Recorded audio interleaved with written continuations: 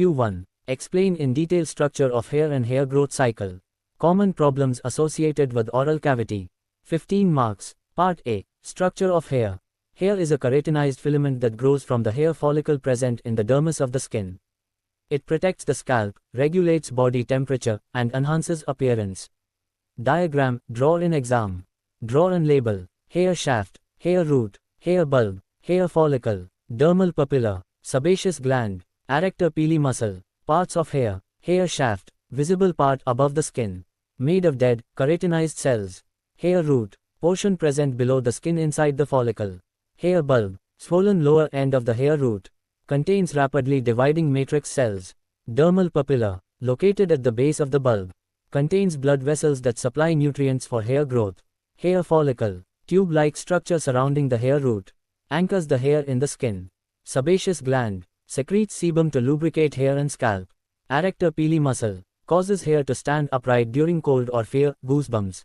Layers of hair shaft, cuticle, outermost protective layer, formed by overlapping transparent cells. Cortex, thickest layer, contains keratin and melanin, providing strength and hair color. Medulla, innermost layer, present mainly in thick hair. Part B. Hair growth cycle. Hair growth occurs in a continuous cycle consisting of 4 phases. 1. Anagen, growth phase. Active hair growth phase, lasts 2 to 7 years. About 85 to 90% of scalp hairs are in this phase. 2. Catagen, transition phase. Hair growth stops. Hair follicle shrinks. Lasts about 2 to 3 weeks. 3. Telogen, resting phase. Hair remains attached but does not grow.